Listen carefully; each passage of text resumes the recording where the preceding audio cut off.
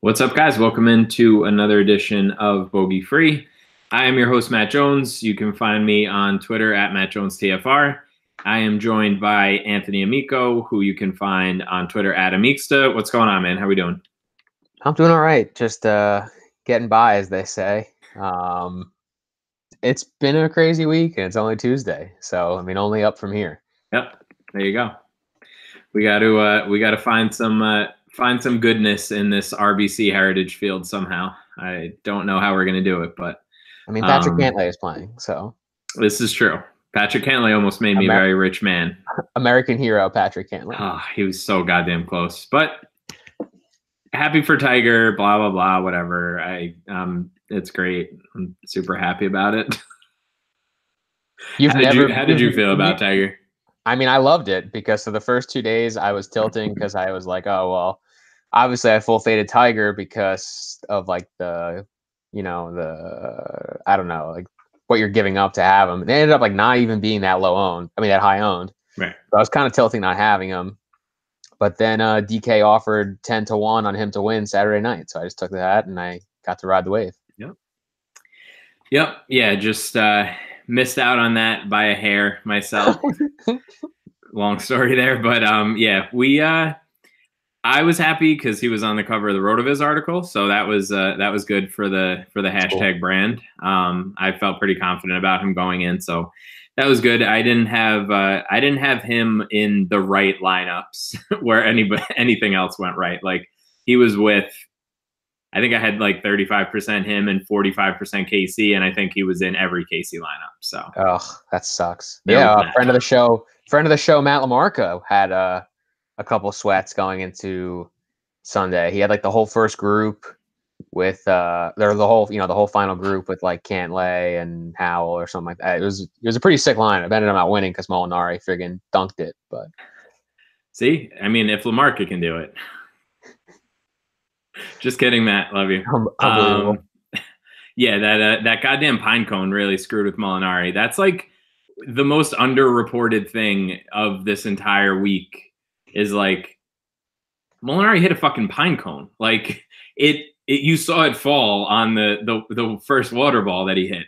Like nobody really mentioned that it like the ball was like, put off course from where it was supposed to be going. Everybody was like, he's just fucking choked. Like, I get you shouldn't hit trees, but it was kind of random that it just clipped a pine cone.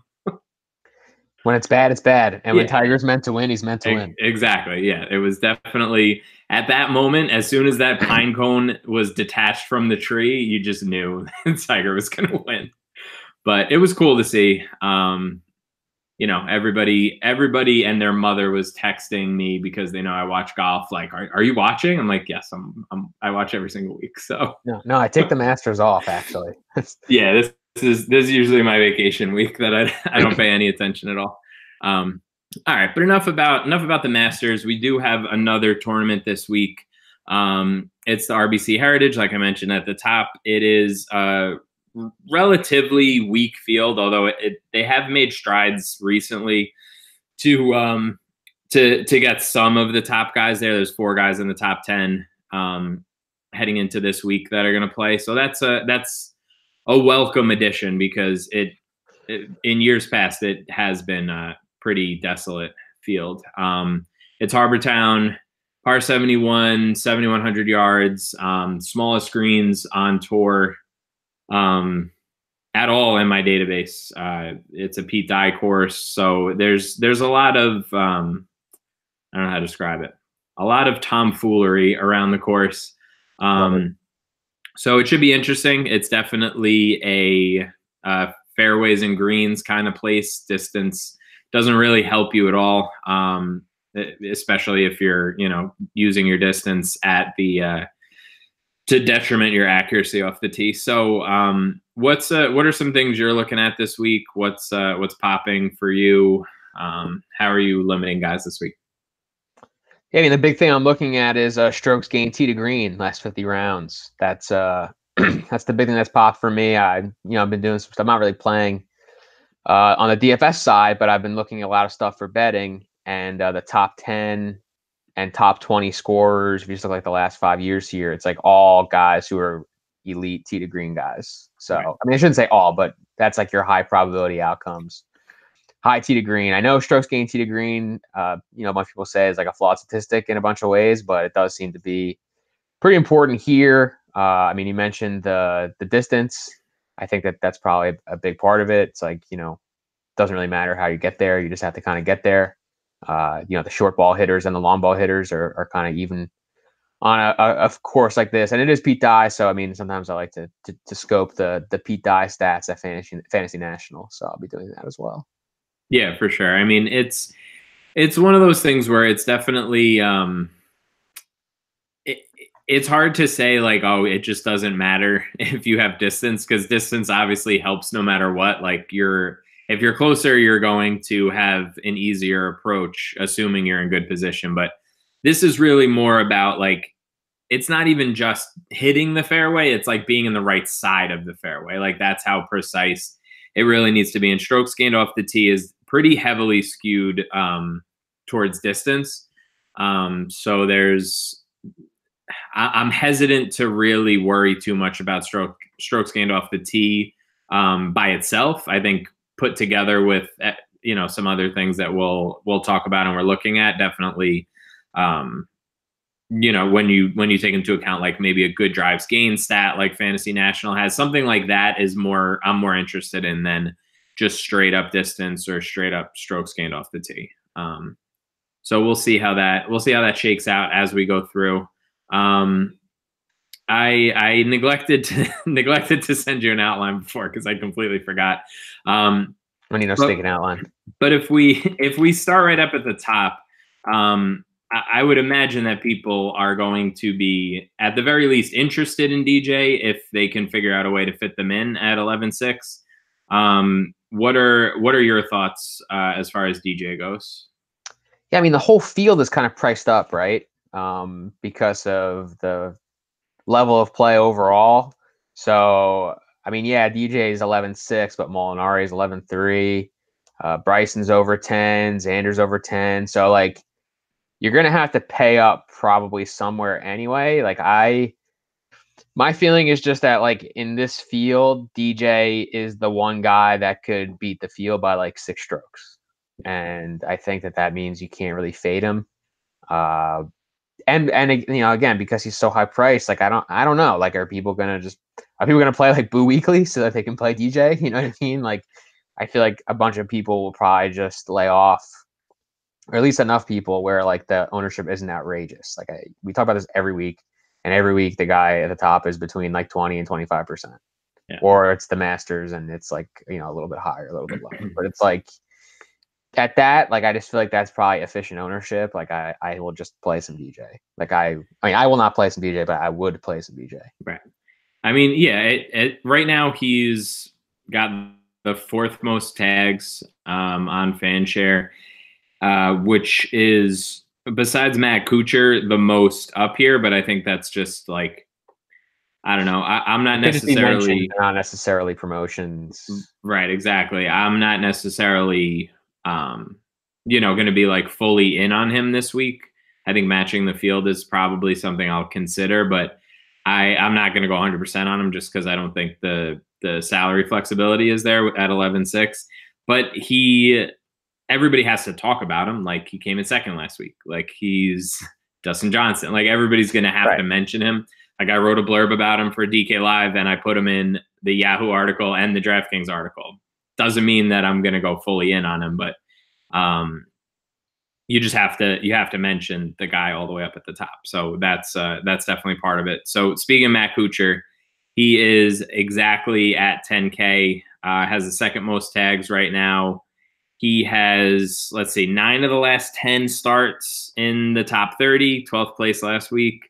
He's hit at least 60% of his greens regulation in 13 straight events. So striking it well, scoring pretty well, has a couple of wins during that stretch. What are your thoughts on Kuchar? Do you have any interest there? Yeah, I mean, he's 14th in strokes gained tee to green last 50 rounds in the field. So,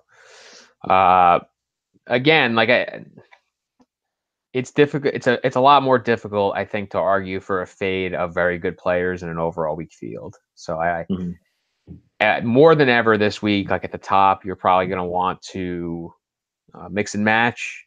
And the key is going to be to find those later guys, those lower price guys that can hit. Because I actually do think that there's like a pretty clear separation maybe in the lower portions of salary where like a couple guys really stand out and the rest of the plays are probably not as good. And I think that's where you really want to maybe lock in a little bit more. And then just kind of like mix and match the top because all those guys are good and all those guys can do well. So I think Kuchar is, again, a tough fade. I would probably preach even with the field on Kuchar.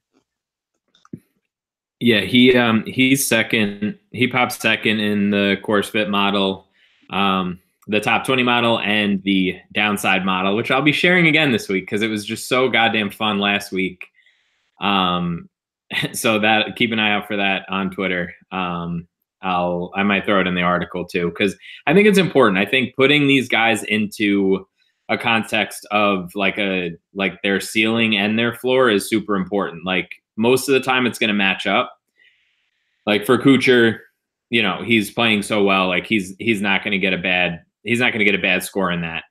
Right. Spieth, on the other hand, has got an 86 from the top 20 model, but he's only in like the mid 60s for the downside. So like his downside is huge, but his upside is huge. And I think everybody would probably agree with that. Like if it clicks together for him at 9,500, I think you would take like a full 100% Jordan Spieth at 9,500 without question, right? Like there would be no reason to not be in on that guy. But we also know how he's been playing recently. So I think it's interesting. I've been toying around with it a little bit.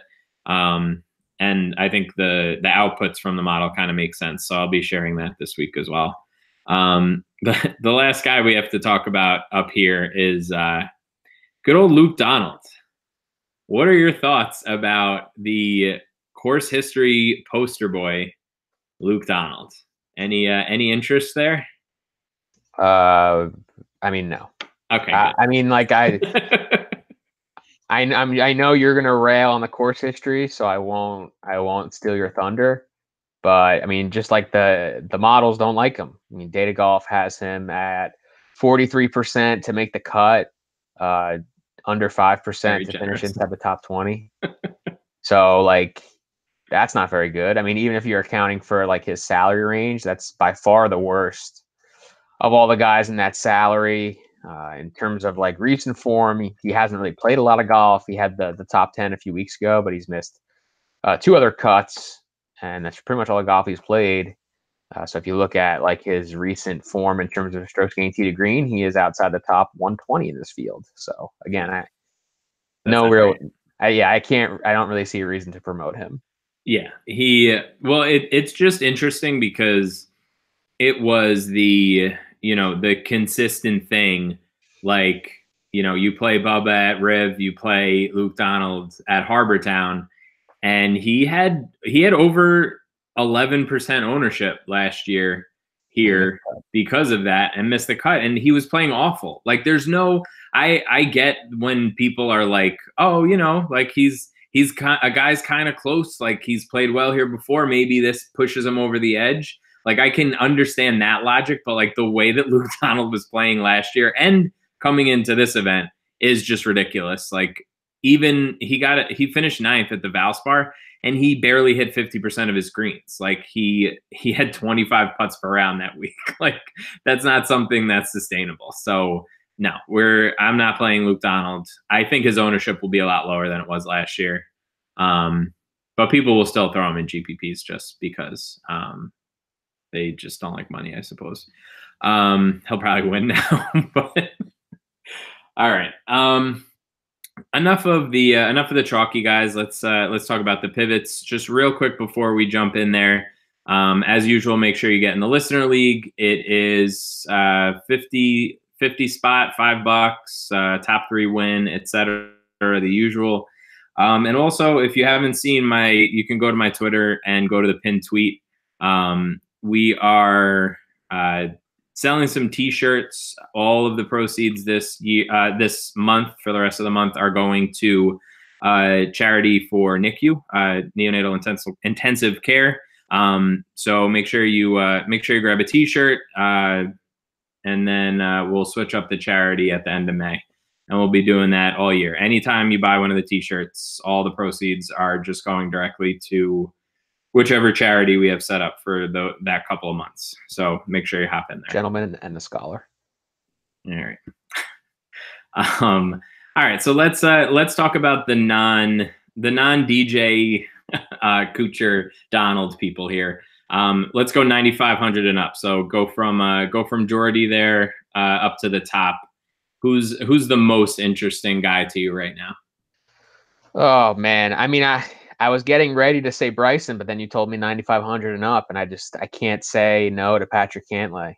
The dude is just total fuego right now. Yep. I'm sure that he will carry ownership after being so good last week. I mean, the weekend rounds for Cantlay were just the work of insane. Yeah, it was just like insane fire. Had the big eagle to take the lead for a moment there, and then bogey par or whatever to finish. But he's fourth in the field in strokes gained tee to green last 50 rounds, and all the Data Golf stuff really likes him. If you're looking at Data Golf, like if you have the subscription to Daily Roto, like it's pretty much DJ in like a tier to himself in a lot of the probabilities. And then Cantlay is really like your next best bet. It's probably like him or Xander to finish like inside the top whatever barometer you want to look at. Right. And he's much cheaper, obviously, than a lot of these other guys. So I just think that Cantlay still makes for a really nice play based on price and recent form. Yeah, I think there's a real case to be made for just like starting everything at Cantlay. Like, I might not go above into the 10K range this week. I really like the model loves Kuchar for obvious reasons. The model loves DJ for also obvious reasons, but I'm having a really hard time getting there with some of these like cheaper guys and like the high sixes. We'll talk about a couple that are a little bit interesting, but overall, I really think that primarily my builds will start with Cantlay, and I'll kind of mix and match some other 9K guys and go sort of balance this week. I don't know that that's going to be the way that most people construct their lineups, but that's my initial feeling. And going through the list here it's the only way that I'm really feeling comfortable with lineups. If there was a second guy that you're interested in, it would be Bryson. Yeah, just because I think he's going to be very low owned and still carries the upside. Yeah, for sure. The Sunday eject, I just feel like can't be good for the brand. Yeah. Yeah, I would say I'm like lowest on Bryson out of this range. But it's kind of close. Like I don't really feel strongly enough to be like, there's no way I'm playing one of these guys. I just think lineup construction is going to force me to really just focus on some guys that are a little bit cheaper. All right, so why don't we let's go from like Fitzpatrick up to Furyk, the 8,500 to 9,400. I'm gonna let you lead off on this one. Sure thing. It's Tommy Fleetwood, like all goddamn day. Perfect. Exactly what I was going to say. Yeah. It's funny. Like I started doing the we released that app on RotoViz for the sim scores and the pivots and everything, and it's a really interesting way to think about it. Like just put in all the stats, right, and see which guys are performing similarly. And if they're cheaper or they have less ownership or both, like that's probably a good thing, right? So Fleetwood is by far the closest comp to DJ right now, which I think that makes a fair bit of sense. It's basically like a 2% difference in fairways and in greens regulation. They're about as long as each other. Like they're putting well, they're gaining strokes tee to green. So I just think you can't really go wrong with Fleetwood. Like, I'm probably going to end up just going 100% Cantlay and Fleetwood, and just build from there and see what else I want to fit in. But that's kind of forcing me towards like a more balanced build this week. Yeah, which is probably what you want. Right. So that makes sense. I think that especially in a field like this where, there's some guys at the top that will scare you if you're fading them. But I think that there's all this other stuff that goes into a week like this. Like, it's right after the Masters. The two top guys were in contention, finished top 5, and were probably, not to play like the mental game, but probably pretty disappointed, especially Molinari.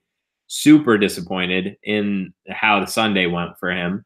DJ finally made a charge on the back 9 on Sunday when it was too little too late.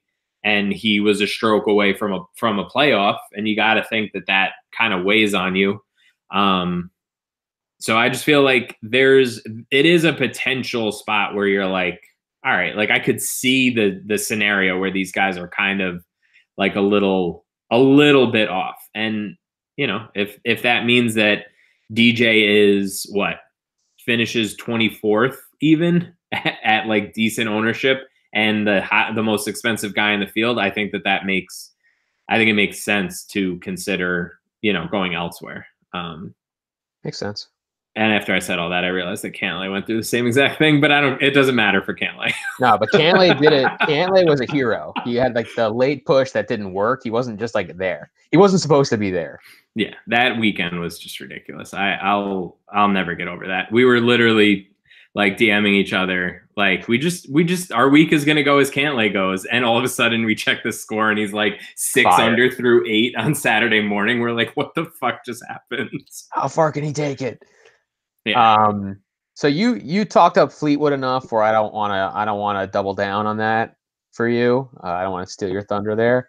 But I will mention Jason Kokrak, who we love. Right.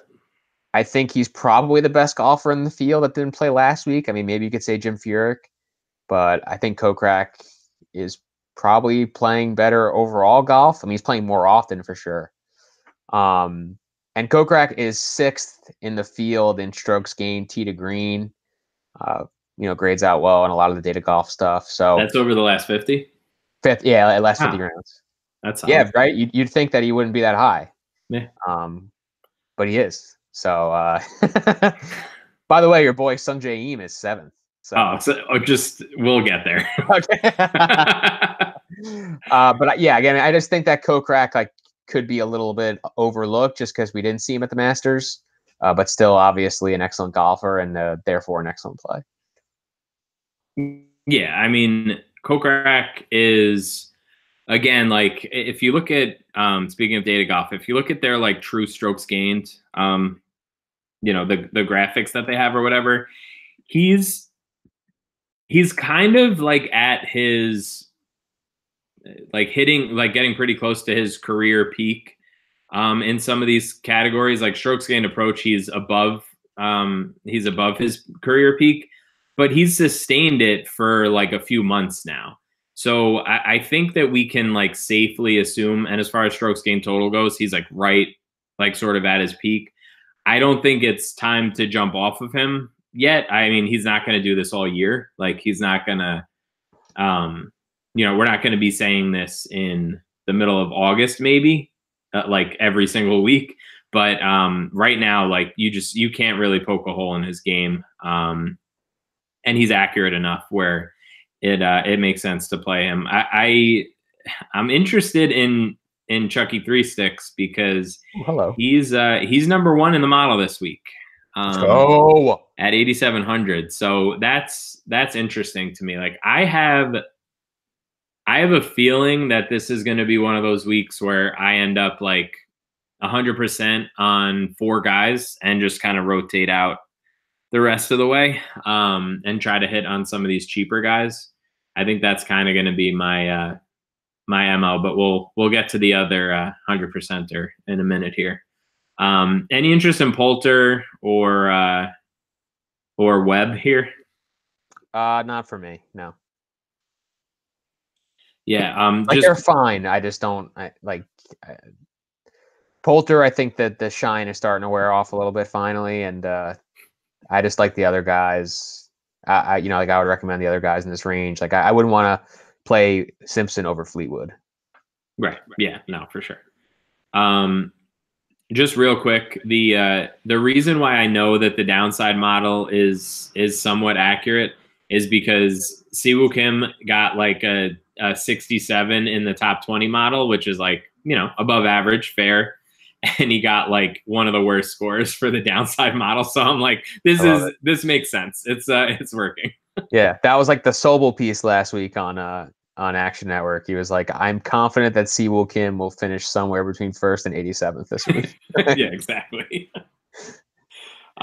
Yeah. So again, I'll probably put that in the article, on the DK article that comes out tomorrow. And if you're playing on Yahoo, make sure you're checking out the piece I'm doing on Yahoo now as well. Other than that, we got some cheaper guys to talk about, and I will start with the GOAT, the future rookie of the year, Sungjae Im. Like just load it all up. Like just give it all to me. It's interesting because obviously he didn't qualify for last week. And we mentioned it with Gup, and there's been some talk like, holy shit, this guy plays like every single week. Like, I want to see what he looks like when he's rested, like I'm very curious to see how he comes out. We don't really have any data on him, like after a quote unquote layoff, of a full 7 days of work. But he's just been smashing. Like he's hitting 70% of his greens over his last 3. He's hitting pretty close to 70% of his fairways, putting pretty decent. He's scrambling well, which is something that's reasonably important here because of the small greens. So I'm thinking that it's like Cantlay, Fleetwood, Howell, and Sungjae Im just for all the marbles, 100% in all the lineups, and just mix and match from there. Or like 80% of all of them and mix and match a little bit. But yeah, that's my feeling right now. I don't even care about anybody else in this range. Doesn't even matter. What are we going down to here? Let's call it 7,500. So down to like the Graham McDowell, Brandt Snedeker, ZJ. Perfect price. Because in honor of Evan, who's not here, I'm going to go with the Glove Daddy. There you go. Your eyes immediately bugged out.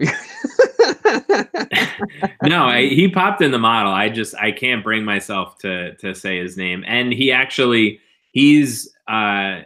100 in the downside model. He's the top guy in the downside model. So that's safe, reasonable, I guess. No, safe. Like that's a good thing. Like safe. Right. Yeah. He. I mean, if you look at his recent form, like he does have the 2 missed cuts, but everything else is inside the top 15. So when he makes the cut, he's finishing strong. He does have a highly rated cut probability from Data Golf, and he is 9th in the field in strokes gained tee to green. So he does seem to be a pretty strong fit for me. I think maybe the only other guy, well, there's 2 other guys, I guess, that I'm looking at. I mean, I feel like RCB is always underpriced. Like, How is he not over 8K in this field? Like, I don't quite get that. Like, I feel like he's 7,600 in like a big field, and then we get into like this crappy field, and he's still like 7,600. I don't know. Like, it just doesn't really seem right. Granted, he's not like as good a course fit as like a couple of these other guys, but I just feel like the price is too low on him. Yeah, I think that's fair. I think probably compared to his Vegas odds or whatever, I don't even know why we still say Vegas odds. Like, it's not Vegas anymore. Like, it's everywhere. Jersey odds.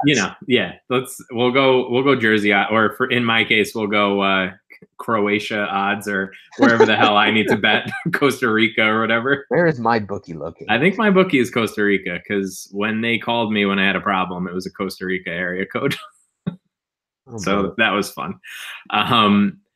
Yeah, no, I agree with you on those calls. I think Ryan Moore also makes sense. He didn't qualify for the Masters, but he had a really great Sunday. I think it was in San Antonio, and he seems to be playing a little bit better. He missed the cut on the number at Valspar, so I'm not weighing that too heavily. Burn it down. And he's 6 of 10 of his last rounds have been in the 60s. So all those things seem like they're pointing in the right direction for Moore. And 8,100, I think, is probably too cheap. Benyon at 8,200 is probably too cheap also. Like both of those guys are in the top 10% of both models. So take that for what it's worth. But I think it's I'm having a hard time going elsewhere in this range. I'll put it that way. Like I'm feeling a very concentrated week, so this is going to be quite good or quite bad. There's not really going to be an in between. How about some cheap guys? Any interest in some of these cheaper guys? Like you got your Streelmans down here at 7,200. Stop. You got your Eddie Pepperells. Stop. You got your Adam Hadwins. Come on. You know the answer. I do.